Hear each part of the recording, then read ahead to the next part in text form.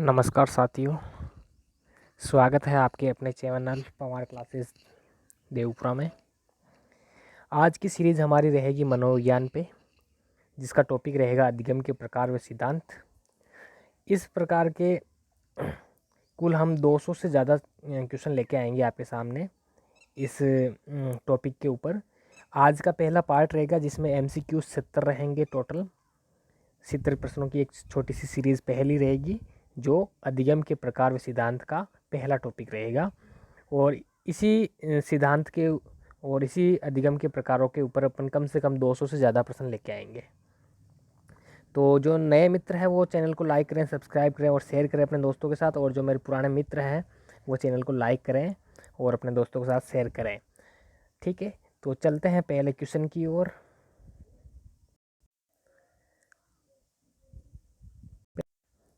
पहला प्रश्न आपके सामने, निम्नलिखित में से कौन सी विशेषता सीखने से संबंधित नहीं है? ऑप्शन 1 व्यवहार में स्थायी परिवर्तन, ऑप्शन 2 नवीन प्रक्रियाओं का अर्जित करना, तीसरा ऑप्शन आपके सामने उद्दीपक अनुक्रिया के मध्य असाहचर्य शब्द को देख लेने, और चौथा ऑप्शन आपके सामने परीक्षण एवं निरीक्षण पर आधारित है। तो पहला आपको सही लग रहा होगा, दूसरा भी सही लग रहा होगा, तीसरा भी सही लग रहा होगा, चौथा थोड़ा अलग लग रहा है क्योंकि असाहचर्य लिखा हुआ, तो यही यहाँ पे प्रश्न में पूछा था आपको नहीं। तो आपका राइट आंसर कौन सा जाएगा? ऑप्शन नंबर 3 आपका राइट हो जाएगा। अगला सवाल, प्रश्न है आपके सामने 2 नंबर का। 2 नंबर प्रश्न कह रहा है आपके सामने, प्राचीन अनुबंधन का सर्वप्रथम अध्ययन किसने किया था? पहला ऑप्शन वाटसन, दूसरा स्किनर, तीसरा पावलोव, चौथा टॉलमैन। तो दूसरे में राइट आंसर हो जाएगा आपका ऑप्शन नंबर 2 पावलोव। पावलोव आपका राइट हो जाएगा। प्राचीन अनुबंधन की बात कर रहा है, ये क्लासिकल बॉन्ड्स की बात कर रहा है। अगला सवाल तीसरा, पावलोव के द्वारा किए गए अनुबंधन संबंधी प्रयोग किस क्षेत्र से संबंधित है भाई? पहला ऑप्शन ज्ञानात्मक क्षेत्र, दूसरा क्रियात्मक क्षेत्र, तीसरा गत्यात्मक क्षेत्र और चौथा है आपके संज्ञानात्मक क्षेत्र। तो क्वेश्चन नंबर 3 का राइट आंसर कौन सा हो जाएगा?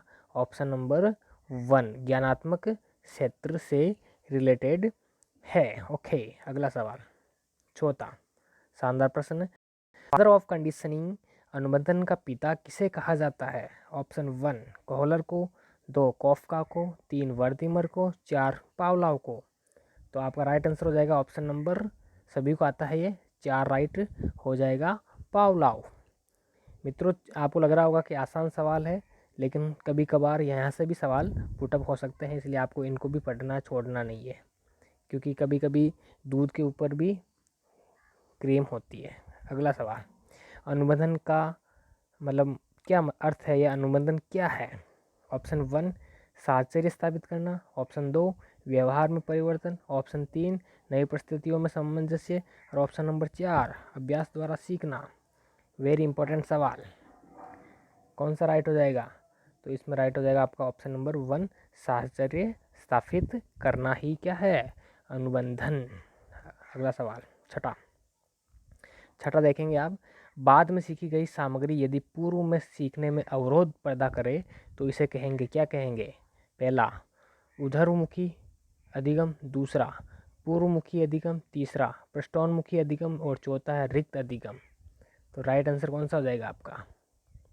तो छठे में राइट हो जाएगा आपका ऑप्शन नंबर 3, बाद में सीखी गई सामग्री यदि पूर्व में सीखने में अवरोध पैदा करे तो उसे क्या कहेंगे? पृष्ठोन्मुखी अधिगम। 3 नंबर राइट हो जाएगा आपका।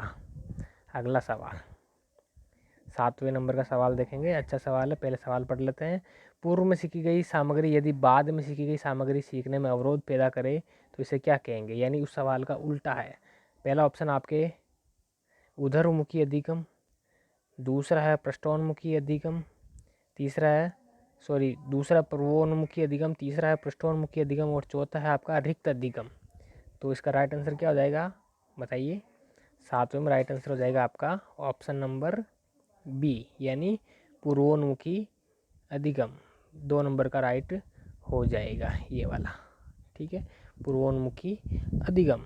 अगला सवाल 8वें नंबर का सवाल देखेंगे आप, छोटा सा सवाल है, अच्छा सवाल है, पूछा जाता कई बार। पावलोव के कुत्ते की किस ग्रंथि से पावलोव ने कुत्ते की किस ग्रंथि से निकलने वाली लार को एकत्रित किया था? बहुत अच्छा प्रश्न है, सीधा सा सवाल है लेकिन पूछा जाता है कई बार। पैराथायराइड्स ग्रंथि, पेरोटिक ग्रंथि, पिट्यूटरी ग्रंथि या थायराइड ग्रंथि? पहला, दूसरा, तीसरा, चौथा, कौन सा राइट हो जाएगा आपके? तो आठवें में राइट हो जाएगा आपका ऑप्शन नंबर बी, पेरोटिक ग्रंथि, यानी 2 नंबर वाला पेरोटिड ग्रंथि राइट हो जाएगा। पेरोटिड ग्रंथि राइट हो जाएगा। अगला सवाल, 9 नंबर का सवाल, पावलोव के प्रयोग में यूसीआर तथा सीआर संबंधित है किससे? पहला भोजन से, दूसरा घंटी से, तीसरा लार से, चौथा नली से। तो 90 में राइट हो जाएगा ऑप्शन कौन सा? यूसीआर और सीआर पूछा है तो आपका राइट हो जाएगा 3 नंबर लार, लार बहना। ठीक है। 10वां सवाल, अच्छा सवाल, कई बार पूछा जाता है। पावलोव के प्रयोग में अनुबंधन स्थापित होने के बाद प्रतिक्रिया है CS CR, CR CS, UCR UCS, CS UCR। तो राइट कौन सा होगा आपका? तो राइट हो जाएगा कौन सा? पहला या दूसरा या तीसरा या चौथा? तो ऑप्शन 1 राइट हो जाएगा आपका, CS और CR। अनुबंधन स्थापित करने के बाद प्रक्रिया जो होती है CS CR होती है। अगला सवाल 11वां नंबर का सवाल है। पता है मित्रों आपको ये 70 प्रश्नों की सीरीज़ दी जा रही है, तो आपको इसको कंटिन्यू स्पीड बढ़ा कर भी देख सकते हैं और कंटिन्यू भी देख सकते हैं। स्पीड बढ़ा लेंगे तो आपका टाइम कम लगेगा। 11 नंबर का सवाल देखेंगे आप। 11 नंबर का सवाल है, निम्नलिखित में से कौन सा वेद प्राचीन अनुबंधन प्रक्रिया से संबंधित नहीं है? नहीं पूछा है तो नहीं वाला आपको राइट बताना है। पहला ऑप्शन आपके सामने, एक सेकेंड, हाँ, पहला ऑप्शन आपके सामने है सामयिक अनुबंधन, दूसरा चिन्ह अनुबंधन, तीसरा विलंबित अनुबंधन और चौथा है अकर्म परीक्षण अनुबंधन। पूछ रहा है कि प्राचीन अनुबंधन प्रक्रिया से संबंधित नहीं है। नो। तो राइट कौन सा होगा? पहला होगा, दूसरा होगा, तीसरा होगा या चौथा होगा? तो 11 में राइट हो जाएगा आपका ऑप्शन नंबर डी राइट हो जाएगा, यानी 4 नंबर का राइट हो जाएगा अकर्म परीक्षण अनुबंधन। अगला सवाल 12वें नंबर का सवाल देखेंगे। प्राचीन अनुबंधन में प्रयुक्त उद्दीपक है कौन सा? स्वाभाविक उद्दीपक, अस्वाभाविक उद्दीपक, उपयुक्त दोनों या उपयुक्त में से कोई नहीं? तो कौन सा राइट हो जाएगा? पहले, दूसरे, तीसरे, चौथे में से कौन सा राइट हो जाएगा? तो 12वें में आ जाएगा आपके दोनों राइट है, यानी स्वाभाविक उद्दीपक भी होता है और अस्वाभाविक उद्दीपक भी होता है। यानी उद्दीपक आपको पता है UCS UCR, UCS CS CR, और इस प्रकार अनुबंधन के उद्दीपक और उसकी जो क्रिया होती है उनको साथ जोड़ा जाता है। इम्पोर्टेंट सवाल है ये, ध्यान रखें। 13वां नंबर का सवाल देखेंगे। अनुबंधन तथा अनानुबंधित अनुक्रिया के संबंध में कौन सा कथन सही है भाई? बताना है। पहला ऑप्शन आपके CS अंश है और UCR का, मतलब CR अंश है UCR का। दूसरा है CR तथा UCR दोनों मिश्रित है। तीसरा है UCR अंश है CR का और उपयुक्त में से कोई नहीं। तो आपको इसको सही ढंग से समझना है, प्रश्न को पढ़ना है। प्रश्न क्या कह रहा है आपके, देखेंगे प्रश्न को। अनुबंधित तथा अनानुबंधित अनुक्रिया के संबंध में कौन सा कथन सही है? सही राइट पूछा है। तो 13वें में राइट हो जाएगा आपका ऑप्शन नंबर पहले वाला, यानी CR अंश है UCR का। सही बात कह रहा है बिल्कुल, CR अंश किसका है? UCR का ही है। CR अंश किसका है? UCR का। ठीक है। हाँ, 14 नंबर देखेंगे। थॉर्नडाइक ने नैमित्तिक अनुबंधन को किस प्रकार का सीखना कहा? नैमित्तिक, बहुत अच्छा प्रश्न। पहला है समस्या समाधान द्वारा, दूसरा प्रत्यय तथा त्रुटि के द्वारा, तीसरा उपयुक्त दोनों और चौथा है उपयुक्त में से कोई नहीं। तो 14 नंबर के सवाल में आपका राइट हो जाएगा दोनों, समस्या समाधान द्वारा सीखना और प्रयास तथा त्रुटि के द्वारा सीखना, यानी ऑप्शन नंबर आपका 3 राइट हो जाएगा। अगला 15 नंबर का सवाल देखेंगे। पुरस्कार नैमित्तिक अनुबंधन प्रक्रिया को प्रारंभ करने का श्रेय किसको जाता है भाई? बहुत अच्छा प्रश्न, इंपॉर्टेंट कर लो। थॉर्नडाइक, वाटसन, स्किनर या बिटरमैन? पुरस्कार नैमित्तिक अनुबंधन प्रक्रिया का प्रारंभ करने का श्रेय किसे जाता है? तो बहुत अच्छा प्रश्न है। तो आपका पहला ऑप्शन आपका थॉर्नडाइक राइट हो जाएगा। ए वाला। 16वें नंबर का सवाल देखेंगे, अच्छा सवाल है, पढ़ो इसको। बच्चों द्वारा झूठ बोलने पर उनकी पिटाई कर देना किस प्रकार का अनुबंधन है? मोस्ट कर लो इसको। इस प्रकार के बना सकते हैं, भले लैंग्वेज चेंज कर दें, टाइप ऐसा भी बना सकते हैं। तो राइट आंसर कौन सा होगा? पहला परिहार परीक्षण, दूसरा पुरस्कार परीक्षण, तीसरा दंड परीक्षण, चौथा है अकर्म प्रशिक्षण सॉरी। तो राइट आंसर हो जाएगा आपका 16 में ऑप्शन नंबर सी वाला, दंड परीक्षण, यानी 3 नंबर वाला आपका राइट हो जाएगा, दंड परीक्षण। भाई देखो साफ साफ पिटाई कर रहा है। कभी कभार ऐसे सवाल आते हैं कि उसका आंसर प्रश्न में ही होता है, लेकिन अपन समझ नहीं पाते हैं। हाँ, अगला सवाल है 17। शास्त्रीय तथा नैमित्तिक अनुबंधन में क्रम से कौन से नियम कार्य करते हैं भाई? शास्त्रीय और नैमित्तिक। पहला प्रभाव का नियम, दूसरा समानता व प्रभाव का नियम, तीसरा समीपता का नियम, चौथा कोई नहीं। तो 17 में राइट हो जाएगा आपका ऑप्शन नंबर बी, समानता व प्रभाव का नियम राइट हो जाएगा। अगला सवाल 18 नंबर का सवाल है, निम्न में से उचित युग्म नहीं है, नहीं पूछ रहा है। पावलाव कुत्ता का था, सॉरी पावलाव से संबंध किससे था? पावलाव का संबंध कुत्ते से, स्किनर का संबंध चूहे से, थोंडाई का संबंध बिल्ली से, कॉलर का संबंध बिल्ली से। कौन सा युग्म सही नहीं है जो बताना है? तो सभी को पता ऑप्शन नंबर डी वाला राइट हो जाएगा। कॉलर बिल्ली का संबंध नहीं था, कॉलर का तो चिंपैंजी से संबंध था। अगला सवाल दिख नहीं रहा भाई। प्रकाश पड़ने पर आंखों का झपकना व भोजन करते समय लार का निकलना किस प्रकार का व्यवहार है? इम्पोर्टेंट, यानी प्रकाश पड़ता है तब आंखों में से आंखें बंद होती है अपनी, और भोजन करने के समय लार उत्पन्न होती है या निकलती है, तो ये किस प्रकार का संबंध है? तो आपको बताना है कौन सा। पहला है प्रक्रियात्मक व्यवहार, दूसरा ऑपरेंट व्यवहार, तीसरा उपयुक्त दोनों। तो कौन सा राइट हो जाएगा 19 में? तो पहला आपका हो जाएगा ऑप्शन नंबर 1 ही राइट हो जाएगा, प्रक्रिया व्यवहार, यानी प्रक्रिया ही निकल रहा हो भाई, जैसा काम हो सब्जेक्ट मिल रहा है उसका वैसे ही रिप्लाई मिल रहा है उसको। ओके, अगला सवाल 20 नंबर, घंटी बजने पर दरवाज़ा खोलना किस प्रकार का व्यवहार है? बहुत अच्छा। पहला प्रक्रियात्मक व्यवहार, दूसरा ऑपरेंट व्यवहार, तीसरा क्रियात्मक व्यवहार, चौथा उपयुक्त में से कोई नहीं। तो इसमें से कौन सा राइट हो जाएगा? पहला होगा, दूसरा होगा, तीसरा होगा या चौथा होगा? तो आपका दूसरा राइट हो जाएगा, ऑपरेंट व्यवहार, ऑपरेंट व्यवहार। ठीक है, अगला सवाल 21 नंबर का देखेंगे। हाँ, निम्न में से युग्म सही नहीं है। थोंडाई का संबंध प्रयास व त्रुटि से, पावलोव का संबंध प्राचीन अनुबंधन से, हल का संबंध पुनर्बलन सिद्धांत से, और वाटसन का संबंध अंतर्दृष्टि सिद्धांत से। नहीं पूछा है, ध्यान रखना। तो 21 में राइट हो जाएगा ऑप्शन नंबर डी, वाटसन का संबंध अंतर्दृष्टि सिद्धांत से नहीं है। ठीक है, अगला सवाल है, निम्न अनुबंधन में CS तथा CR दोनों ही निश्चित होते हैं, किस लिए? शास्त्रीय अनुबंधन से, उद्दीपन अनुक्रिया अनुबंधन से, या उपयुक्त दोनों में से? कौन सा राइट हो जाएगा? या उपयुक्त में से कोई नहीं? कौन सा राइट हो जाएगा?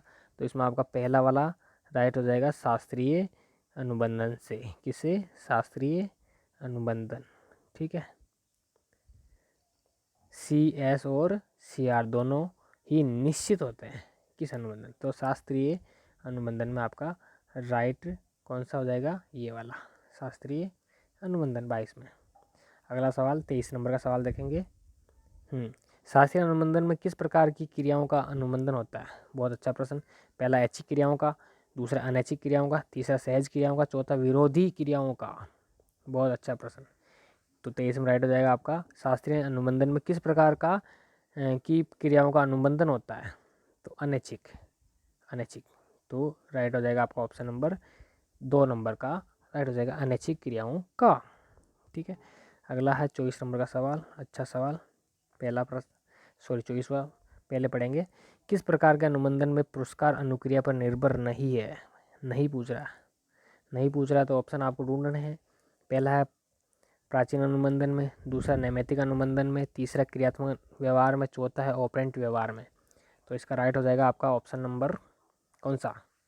पहला, प्राचीन अनुबंधन में। ठीक है, निर्भर नहीं, पुरस्कार अनुक्रिया पर निर्भर नहीं होता है। बहुत अच्छा प्रश्न मान लो यार इसको तो। अगला सवाल 25 नंबर का, अनुबंधन प्रयोग में अनुबंधित क्रियाओं का विलोपन किस कारण होता है भाई? अवरोध वृद्धि से, अंतर्नोद की कमी से, पुनर्बलन अनुपस्थिति, और चौथा है प्रत्याशा की कमी। तो पहला, दूसरा, तीसरा, चौथा कौन सा राइट हो जाएगा? तो 25 में राइट हो जाएगा आपका कौन सा? पहला, अवरोध वृद्धि। ठीक है, पहला राइट कर ले मैं भाई। सॉरी 25 का, सॉरी 25, अनुबंधन प्रयोगों में अनुबंधित क्रियाओं का विलोपन किस कारण होता है? तो इसका राइट हो जाएगा ऑप्शन नंबर सी, पुनर्बलन अनुपस्थिति। ये राइट हो जाएगा। प्रश्न को पढ़ना थोड़ा दिक्कत हुआ था। अनुबंधन प्रयोगों में अनुबंधित क्रियाओं का विलोपन पूछा इसलिए, पुनर्बलन अनुपस्थिति। अपन अगर जैसे पहले घंटी के साथ भोजन दे रहे थे, फिर अगर केवल ओनली घंटी घंटी बजाएंगे, भोजन नहीं देंगे, तो धीरे धीरे क्या होगा? वही पुनर्बलन अनुपस्थित होगा। अपन विलोपन कर रहे हैं क्रियाओं का, तो पुनर्बलन क्या हो जाएगा? अनुपस्थित हो जाएगा। ठीक है, तो 25वां में सी राइट हो जाएगा आपका ऑप्शन नंबर, पुनर्बलन अनुपस्थिति। अच्छा 20 नंबर का सवाल चलते हैं आगे। हाँ, सवाल कह रहा है आपके सामने, पावलोव ने अनुबंधन सिद्धांत में निम्न में से किसे सर्वोच्च माना है? सबसे ऊपर किसे माना है? पुनर्बलन को, प्रासंगिकता को, सामीप्यता को, या निष्कासन को? तो 26 में राइट हो जाएगा आपका ऑप्शन नंबर सी, सामीप्यता को। किसको माना है राइट? सामीप्यता को। भाई अगर जितना ज़्यादा निकट रखेंगे अपन किसी चीज़ को, साथ रखेंगे, तो वो उसके साथ ज़्यादा ही लगाव होगा। ठीक है, 27 नंबर का सवाल देखेंगे, पुनर्बलन सिद्धांत के प्रतिपादक कौन है? अच्छा प्रश्न, स्किनर, गुथ्री, हल, स्पेंसर। वैसे तो इजी प्रश्न है, लेकिन कभी कभार पूछ लिया जाता है। तो राइट आंसर हो जाएगा आपका ऑप्शन नंबर सी। बहुत सारे स्किनर भी कर देते हैं, लेकिन आपको सी राइट करना है, हल साहब को राइट करना है। ठीक है, अगला सवाल, हल को राइट कर लें आप यहाँ पे।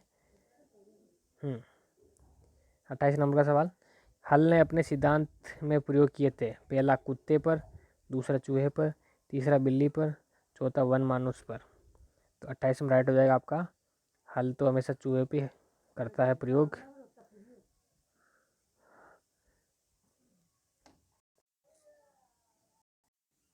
अगला सवाल है 29 नंबर, हल ने अपने पुनर्बलन सिद्धांत में किस पुस्तक के माध्यम से प्रस्तुत किया भाई? पहला बिहेवियर, दूसरा प्रिंसिपल ऑफ बिहेवियर, तीसरा इसेंटियल ऑफ बिहेवियर, और चौथा कोई नहीं। तो कौन सा राइट हो जाएगा 29 में? Option number B, principle of behaviour Hull की पुस्तक थी जिसमें पुनर्बलन सिद्धांत को प्रस्तुत किया गया। ठीक है, 30 नंबर का सवाल, पुनर्बलन सिद्धांत किस श्रेणी में आता है भाई? अच्छा प्रश्न, पहला श्रेणी क्षेत्र सिद्धांत, दूसरा मन ऊर्जा सिद्धांत, तीसरा साहचर्य सिद्धांत, चौथा अंतर्दृष्टि सिद्धांत। तो पहला, दूसरा, तीसरा, चौथा कौन सा राइट? तो 30 में राइट हो जाएगा आपका ऑप्शन नंबर सी, साहचर्य सिद्धांत पुनर्बलन इस श्रेणी में आता है। अगला सवाल 31 नंबर का सवाल देखेंगे, हल ने पुनर्बलन सिद्धांत में किस विधि को मान्यता प्रदान की है भाई? पहला प्रयोग विधि, दूसरा अंतर्दृष्टि विधि, तीसरा साक्षात्कार विधि, चौथा निगमनात्मक विधि। तो 31 में राइट हो जाएगा आपका ऑप्शन नंबर डी राइट हो जाएगा, निगमनात्मक विधि। हल ने पुनर्बलन सिद्धांत में किस विधि को मान्यता दी? तो निगमनात्मक बताना भाई, इंपॉर्टेंट सवाल है। अगला है, वाचिक अधिगम किस में पाया जाता है? मनुष्य में, बिल्ली में, वन मानुष में, या सभी में? वाचिक अधिगम पूछ रहा है, तो 32 में राइट हो जाएगा आपका पहला ही ऑप्शन, मनुष्य में। ठीक है, 33 नंबर का देखेंगे सवाल, थॉर्नडाइक का संबंध किस प्रकार के सिद्धांत के अंतर्गत आता है भाई? संबंधवाद के, मतलब थॉर्नडाइक का संबंधवाद किस प्रकार के सिद्धांत के अंतर्गत आता है? पहला है उद्दीपक सिद्धांत, दूसरा उद्दीपक अनुक्रिया सिद्धांत, तीसरा साहचर्य सिद्धांत, चौथा संज्ञानात्मक सिद्धांत। 33 में राइट हो जाएगा आपका ऑप्शन नंबर बी, उद्दीपक अनुक्रिया सिद्धांत। अगला सवाल है 34, प्रश्न पढ़े, नवीन वयस्क होने पर कार चलाने लगता है, जिसका कारण क्या है भाई? पहला है परिपक्वता, दूसरा विकास, तीसरा सीखना, चौथा तीनों। तो कौन सा राइट हो जाएगा? 34 के अंदर देखेंगे कौन सा राइट हो जाएगा। ऑप्शन नंबर आपका राइट हो जाएगा सीखना। भाई कार चलाना वो सीख चुका है, तो सीखना राइट हो जाएगा। फिर आपके 35 नंबर का क्वेश्चन, कुशाग्र द्वारा पियानो बजाना किस प्रकार के सिद्धांत सीखने से संबंधित है भाई? पहला शाब्दिक सीखना, दूसरा गत्यात्मक सीखना, तीसरा समस्या समाधान, और चौथा है बी और सी। कौन सा राइट हो जाएगा? पहला होगा, दूसरा होगा, तीसरा होगा या चौथा? तो 35 में राइट हो जाएगा ऑप्शन नंबर बी गत्यात्मक, क्योंकि वो पियानो बजा रहा है तो उसकी अंगुलियां काम कर रही है, ठीक है, हाथ पैर काम कर रहे हैं उसके, तो गत्यात्मक सीखना हो जाएगा। 36 का सवाल है आपके सामने, कोहलर के प्रयोग में चिंपैंजी द्वारा केलों को प्राप्त करना किस प्रकार का उदाहरण है? पहला वाचिक अधिगम, दूसरा समस्या समाधान, तीसरा गत्यात्मक अधिगम, चौथा कोई नहीं। चिंपैंजी द्वारा केलों को प्राप्त करना, तो 36 में राइट हो जाएगा ऑप्शन नंबर बी समस्या समाधान, क्योंकि वो समस्या खड़ी होगी ना उसके सामने, तभी तो वो केलों तक पहुंचने के लिए कुछ ना कुछ सोचेगा, समझेगा, चिंतन करेगा। तो समस्या होगी तभी तो चिंतन करेगा। तो 36 में राइट हो जाएगा ऑप्शन नंबर बी समस्या समाधान। 37 नंबर, सीखने के नियमों में थॉर्नडाइक ने सबसे अधिक महत्व किस नियम को दिया? पहला प्रभाव का नियम, दूसरा अभ्यास का नियम, तीसरा तत्परता का नियम, चौथा आवर्ती का नियम। तो 37 में राइट हो जाएगा कौन सा? सीखने के नियमों में थॉर्नडाइक ने सबसे अधिक महत्व दिया था, पहला ही ऑप्शन है, पहला ऑप्शन को दिया था, प्रभाव के नियम को महत्वपूर्ण नियम दिया था या महत्व दिया था। 38, सर्वप्रथम शिक्षण मशीन का प्रतिपादन किया था किसने? सिडनी एल प्रेस से, दूसरा स्किनर, तीसरा टॉलमैन, चौथा गुथरी। तो राइट आंसर हो जाएगा आपका 38 में पहला, सर्वप्रथम मशीन आती समझ लेना प्रेस, ठीक है, तो प्रेस मशीन, ठीक है, याद रख ले। 39 के सवाल की ओर चलते हैं।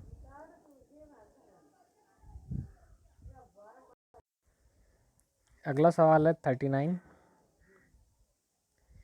थॉर्नडाइक के प्रभाव के नियम का शैक्षिक महत्व नहीं है।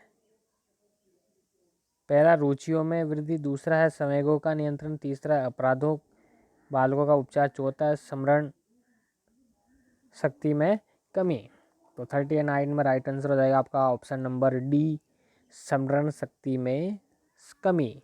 ये प्रभाव का नियम का शैक्षिक महत्व नहीं पूछा था, तीनों तो है भाई, चौथा नहीं है, तो नहीं वाला ही आपका क्या हो जाएगा? राइट हो जाएगा, स्मरण शक्ति में कमी। अगला सवाल 40 नंबर का सवाल है, अच्छा सवाल है, परिभाषा है अब की बार लगता है, पहले पढ़ लेते हैं। अनुभव के द्वारा व्यवहार में होने वाले परिवर्तन को सीखना या अधिगम कहते हैं। सभी को आता है, ये तो रट्टी रटाई डेफिनेशन है। पहला गेट्स, दूसरा वुडवर्थ, तीसरा ऑप्शन है आपके सामने मर्फी, चौथा है क्रो एंड क्रो।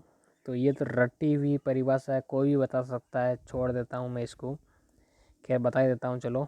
इसका गेट्स राइट होता है, आंसर राइट होगा इसका गेट्स। अनुभव के द्वारा व्यवहार में होने वाले परिवर्तन को सीखना या अधिगम कहते हैं, सभी को पता है। फिर एक और परिभाषा, अच्छी परिभाषा, सीखने या अधिगम शब्द में वातावरण संबंधी आवश्यकताओं की पूर्ति के लिए व्यवहार में होने वाले सभी प्रकार के परिवर्तन सम्मिलित है। ये परिभाषा किसकी है भाई? पहला गेट्स, दूसरा वुडवर्थ, तीसरा मर्फी, चौथा क्रो एंड क्रो। तो कौन सा राइट हो जाएगा आपका, बताइए। 41 में राइट हो जाएगा आपका ऑप्शन नंबर सी मर्फी साहब है, ऑप्शन नंबर सी मर्फी साहब है। क्या कहते हैं मर्फी साहब, पढ़ लें वापस एक बार परिभाषा को। सीखने या अधिगम शब्द में वातावरण संबंधी आवश्यकताओं की पूर्ति के लिए व्यवहार में होने वाले सभी प्रकार के परिवर्तन सम्मिलित है, ये बात कहते हैं मर्फी, ठीक है। फिर एक और परिभाषा, अच्छी बात, किसी भी ऐसी क्रिया जो व्यक्ति के विकास में सहायक होती है उसे सीखने की संज्ञा दी जा सकती है। बहुत अच्छी परिभाषा है भाई। पहला ऑप्शन है गेट्स, दूसरा है मर्फी, तीसरा वुडवर्थ, चौथा है क्रो एंड क्रो। तो 42 में राइट हो जाएगा आपका option number C Woodworth, Woodworth साहब राइट हो जाएंगे। पढ़ लेंगे वापस परिभाषा, किसी भी ऐसी क्रिया जो व्यक्ति के विकास में सहायक होती है उसे सीखने की संज्ञा दी जाती है या दी जा सकती है। कौन कहता है साहब? वुडवर्थ कहता है। फिर एक और डेफिनेशन, अच्छी बात है, डेफिनेशन लगातार आ रही है, परीक्षा में एक डेफिनेशन आएगी श्योर। अभ्यास एवं प्रशिक्षण के फलस्वरूप नवीन तरीके से व्यवहार करने अथवा व्यवहार में परिवर्तन लाने की प्रक्रिया को सीखना कहते हैं। ये परिभाषा किसने कही है भाई? इम्पोर्टेंट, ये कई बार पूछी जाती है, सभी को याद भी है शायद। पहला है क्रो एंड क्रो, दूसरा है किंग्सले व गेरी, तीसरा है वुडवर्थ और चौथा है गेट्स। तो कौन सा राइट हो जाएगा आपका, बताइए?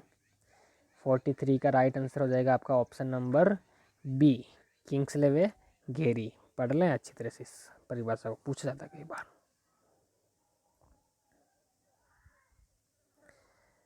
43 में बी ऑप्शन राइट हो गया आपका। फिर चलते हैं और अच्छी परिभाषा। सीखना आदतों, ज्ञान व अभिवृत्तियों का अर्जन है, सभी को आता है, ये तो सदाबहार है भाई। क्रो एंड क्रो, किंग्सले व गेरी, वुडवर्थ या गेट्स, तो राइट हो जाएगा आपका ऑप्शन नंबर पहला ही, क्रो एंड क्रो साहब।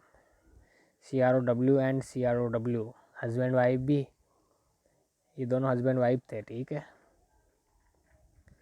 पहला 45 नंबर का सवाल है, सीखना व्यक्ति में एक परिवर्तन है जो उसके वातावरण के परिवर्तनों के अनुसरण द्वारा होता है। ये परिभाषा किसकी है? बहुत अच्छी परिभाषा। पहला ऑप्शन आपके सामने पील है, दूसरा गेरी है, तीसरा वुडवर्थ साहब है, चौथा गेट्स है।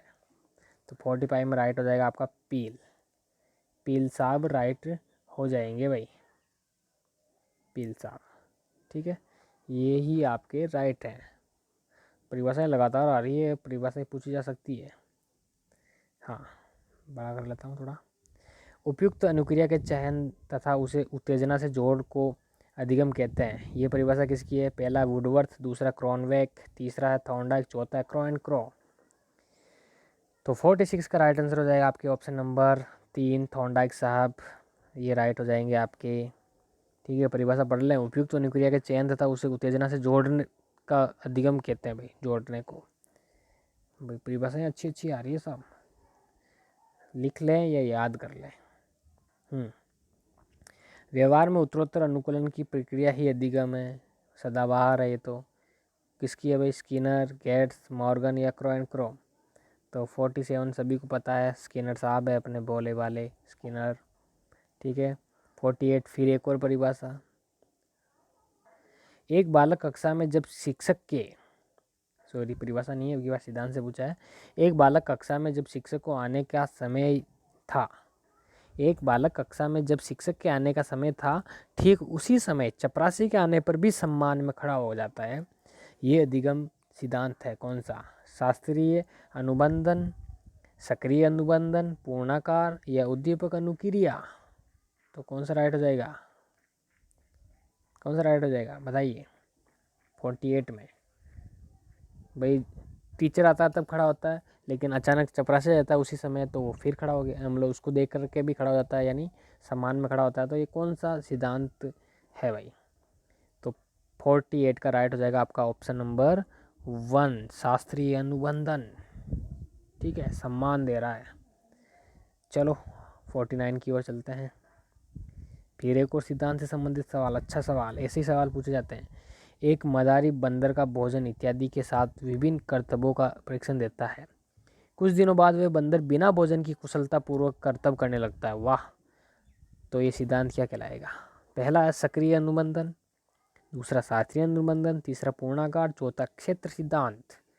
तो 49 में राइट हो जाएगा आपका फिर से ऑप्शन नंबर बी, शास्त्रीय अनुबंधन, ठीक है। चलते हैं आगे की ओर। प्रश्न है आपके सामने, एक बालक रिक्तियां यानी वैकेंसीज नहीं होते हुए भी नौकरी की सघन तैयारी करता है। जैसे अभी रीट लगातार 5 बार आगे जाने के बावजूद भी अपन तैयारी कर रहे हैं। तो ये कौन से सिद्धांत से संबंधित है? उद्दीपक अनुक्रिया, अनुक्रिया उद्दीपक, गेस्टाल्टवादी और पुनर्बलन सिद्धांत। कौन सा राइट हो जाएगा 50 में? बहुत ही इंपॉर्टेंट मान के चलो, अभी अपने ऊपर लागू होता है। तो ऑप्शन नंबर आपका बी राइट हो जाएगा, अनुक्रिया उद्दीपक सिद्धांत पर लागू होती है। एक बालक रिक्तियां नहीं होते हुए भी नौकरी की सघन तैयारी, जैसे अभी अपने पास रीट नहीं है कि तारीख नहीं है, तो एग्ज़ाम देने के लिए 5 बार भी बढ़ रही है तारीख, फिर भी अपन बार बार तैयारी रख रहे हैं जारी, सघन तैयारी कर रहे हैं। तो अनुक्रिया उद्दीपक, यानी उद्दीपक सामने नहीं है लेकिन अपन अनुक्रिया कर रहे हैं, यानी पहले अनुक्रिया कर रहे हैं, उद्दीपक बाद में आएगा, पता नहीं अभी कौन सी डेट अभी फिक्स होगी। और यदि अपने को जैसे 20 जून पहले पता थी, तो पहले उद्दीपक फिर अनुक्रिया कर रहे थे, उद्दीपक यानी 20 जून को अपना रीट होगा, और फिर अनुक्रिया करता है। लेकिन अभी रीट होगा ये तो पता है, लेकिन कब होगा, यानी उद्दीपक अपने सामने है नहीं फिक्स भी कब होगा, लेकिन उससे पहले भी अपन अनुक्रिया जारी रख रहे हैं कि भी जब भी होगा, लेकिन अपन एग्ज़ाम देंगे, तो वो अनुक्रिया उद्दीपक सिद्धांत कहलाता है। चलो आगे की ओर चलते हैं। 51, बालक को यदि अध्यापक गणित में संपूर्ण समस्या एक ही बार में स्पष्ट कर देता है तो कौन सा अधिगम सिद्धांत है। इंपॉर्टेंट कर ले इस सवाल को, अच्छा सवाल। तो 51 का राइट आंसर कौन सा होगा, पहला ऑप्शन चिन्ह से अधिगम, दूसरा क्षेत्र अधिगम, तीसरा पूर्णाकार और चौथा है उद्दीपक अनुक्रिया। तो सभी को आता होगा, इंपॉर्टेंट सवाल है। ऑप्शन नंबर सी हो जाएगा पूर्णाकारवाद, पूर्णाकारवाद है ना, यानी बालक को संपूर्ण समस्या एक ही बार में समझा देते हैं, वो समझ भी जाता है, तो वो पूर्णाकारवाद, यानी एक ही टॉपिक को लिया और एक ही दिन में उसको एक ही बार में समझा दिया गया, तो पूर्ण हो गया, समग्र। ओके, 52 नंबर का सवाल देखेंगे, अच्छा सवाल है। पावलोव द्वारा किया गया अनुबंधन प्रयोग संबंधित है किससे, क्रियात्मक अधिगम से, ज्ञानात्मक अधिगम से, भावात्मक अधिगम से, या कोई नहीं। अच्छा सवाल है। 52 right answer option number B, ज्ञानात्मक अधिगम से, ठीक है, नॉलेज लर्निंग, ठीक है। फिर चलते हैं 53 की ओर। घर में दीपावली की सफाई के बाद जूते रखने की अलमारी का स्थान बदल दिया जाता है, फिर भी व्यक्ति पूर्व स्थान पर ही जाकर जूते खोलता है, इस स्थिति में अधिगम सिद्धांत लागू होता है। ऑप्शन 1 शास्त्रीय अनुबंधन, ऑप्शन 2 सक्रिय अनुबंधन, ऑप्शन 3 उद्दीपन अनुक्रिया, ऑप्शन 4 क्षेत्र सिद्धांत। तो 53 में राइट आंसर हो जाएगा आपका ऑप्शन नंबर 1 शास्त्रीय अनुबंधन सिद्धांत, यानी वो सीख चुका है एक बार लेकिन वो भूल नहीं पाया और वो बार बार उसको दोहराता जा रहा है, शास्त्रीय, ठीक है, क्लासिकल थ्योरीज। हाँ अच्छा सवाल। घोड़े को, ये तो सदाबहार सवाल है, घोड़े को पानी के पास ले जाया जा सकता है किंतु पानी पीने को बाध्य नहीं किया जा सकता है, ये कौन सा नियम है भाई। अभ्यास का नियम, साहचर्य परिवर्तन का नियम, तत्परता का नियम, या प्रभाव का नियम। ये तो बोरिंग सवाल हो गया अब तो। ऑप्शन नंबर आपका सी वाला राइट हो जाएगा, तत्परता का नियम। बोरिंग हो गया है तो सभी को आता है सवाल। 55 अच्छा सवाल। करत करत अभ्यास के जड़मति होय सुजान, इसमें कौन सा नियम है, सभी को आता है ये भी। तो इसमें तो सीधा सा है कि अभ्यास की बात कर रहा था, अभ्यास का नियम राइट हो जाएगा। 56 देखेंगे, अच्छा सवाल है ये। छोटा कर लेता हूँ। एक बालक को अच्छे शिक्षकों द्वारा शिक्षण कार्य करवाया जाता है किंतु फिर भी वह अध्ययन नहीं करता है, यह किस नियम के अभाव के कारण होता है। पहला है प्रभाव का नियम, दूसरा अभ्यास का नियम, तीसरा है तत्परता का नियम, चौथा है आत्मीकरण का नियम। तो 56 में राइट हो जाएगा आपका ऑप्शन नंबर सी, तत्परता का नियम राइट हो जाएगा, यानी उसको तत्परता का अभाव है, तभी वो उसको कितना ही अच्छे टीचरों से पढ़ा लो, लिखा लो, सिखा दो, लेकिन वो नहीं सीख पाएगा। 57 सवाल अच्छा है, पढ़ेंगे। एक व्यक्ति आईएएस बनने का उद्देश्य निर्धारित करता है किंतु वातावरणीय समस्याओं का अवलोकन कर प्राध्यापक बनना निश्चित कर लेता है। आईएएस बनने वाला लेक्चरर बनने के लिए सोच लेता है, तो कौन सा राइट हो जाएगा ऑप्शन, सक्रिय अनुबंधन, दूसरा पूर्णाकार, तीसरा क्षेत्र सिद्धांत, चौथा है पुनर्बलन सिद्धांत। तो 57 में राइट हो जाएगा। देखो बहुत सारे सवाल ऐसे होते हैं जिसका उत्तर उसके प्रश्न के अंदर ही होता है। पिछली बार वाली 2018 वाली रीट में भी कई सवाल ऐसे थे साइकोलॉजी में जो प्रश्न के अंदर ही उसके उत्तर थे, लेकिन फिर भी बहुत से लोगों ने गलत किए थे। तो इसमें राइट कौन सा होगा ये देखेंगे। तो इसका राइट हो जाएगा आपका क्षेत्र सिद्धांत, यानी आईएएस बनने का उसका क्षेत्र था लेकिन कुछ वातावरणीय प्रॉब्लम की वजह से वो प्राध्यापक बनने के लिए उस अपने क्षेत्र को चेंज कर लेता है, तो क्षेत्र सिद्धांत राइट हो जाएगा 57 का। 58 अच्छा सवाल। संयोजनवाद अथवा प्रयास व त्रुटि का सिद्धांत प्रतिपादित किया, सभी को आता है, स्किनर सिद्धांत, पावलोव, थॉर्नडाइक, वाटसन। 58 में राइट हो जाएगा आपका ऑप्शन नंबर सी, थॉर्नडाइक साहब, सभी को पता है तो। 59 एडवर्ड एल थॉर्नडाइक प्रथम मनोवैज्ञानिक थे जिन्होंने पशुओं पर प्रयोग किया, उनका संबंध था भाई कहाँ से, मतलब अपना गाँव पूछ रहा है भाई, अमेरिका से, ब्रिटेन से, स्विट्जरलैंड से, या भारत से। तो सभी को पता है अमेरिकी वैज्ञानिक थे भाई थॉर्नडाइक साहब, ठीक है, तो कहने की जरूरत नहीं है, ये तो आप किसी से भी पूछ लेंगे तो बता देगा, अमेरिका से। ठीक है, अगला सवाल 60 नंबर का सवाल है, देखेंगे। थॉर्नडाइक के सिद्धांत का अन्य नाम क्या है? अनुक्रिया उद्दीपन सिद्धांत, उद्दीपन अनुक्रिया सिद्धांत, पूर्णाकारवाद या अनुकूलित अनुक्रिया सिद्धांत। 60 में राइट हो जाएगा आपका ऑप्शन नंबर बी, उद्दीपक अनुक्रिया सिद्धांत। ये वाला आपका ऑप्शन बी राइट हो जाएगा, ऑप्शन बी। ठीक है, उद्दीपक अनुक्रिया सिद्धांत। अगला सवाल 61 नंबर का। थॉर्नडाइक थोड़ा नीचे कर लेता हूँ। थॉर्नडाइक के प्रयोग में भूखी बिल्ली के लिए चालक का कार्य किया? मछली ने, भूख ने, उल्टे सीधे प्रयत्न ने या लक्ष्य ने? 61 ऑप्शन नंबर कौन सा होगा? भूखी बिल्ली के लिए चालक का कार्य, भूख नहीं किया भाई। भूखी बिल्ली, देखो मैं कह रहा हूँ ना, बहुत सारे सवाल ऐसे होते हैं जिसके उत्तर प्रश्न के अंदर ही होते हैं, तो ऐसे ध्यान रखा करो, क्योंकि पिछली बार भी पूछे गए थे ऐसे सवाल। हाँ, 62 नंबर का सवाल है। थॉर्नडाइक ने अपने, ये हिल रहा है, एक सेकेंड। हाँ, थॉर्नडाइक ने अपने प्रयोग के आधार पर सीखने के कितने मुख्य नियम बताए? तो सभी को पता है 3 नियम मुख्य बताए थे और 5 गौण बताए थे। अच्छा प्रश्न है भाई। जिस काम को सीखा जा रहा है उसे सीखने के लिए अगर मन में उत्कृष्ट अभिलाषा हो तो उसे सीखने में बहुत आसानी होती है। यह थॉर्नडाइक ने निम्न में से किस संबंधित है भाई? तत्परता का नियम, प्रभाव का नियम, अभ्यास का नियम या उपयोग का नियम? 63 में राइट हो जाएगा आपका ऑप्शन नंबर 1, तत्परता का नियम। भाई जिसके लिए अपन अभिलाषित हैं और उसको सीखेंगे तो जल्दी सीख पाएंगे, अपना मन भी उसके साथ लग जाता है, तो तत्परता का नियम। 64 नंबर का सवाल देखेंगे, थॉर्नडाइक से संबंधित ही है, ये भी लग रहा है। सीखने के परिणाम स्वरूप बच्चे को जब संतोष मिलता है तो सीखने की प्रक्रिया भली भांति संपन्न हो सकती है। ये थॉर्नडाइक के किस नियम से संबंधित है भाई? तत्परता का नियम, प्रभाव का नियम, अभ्यास का नियम, अनुप्रयोग का नियम। देखो ये एक सेकेंड होल्ड कीजिए। तो कौन सा राइट हो जाएगा इसके अंदर? राइट आंसर कौन सा होगा?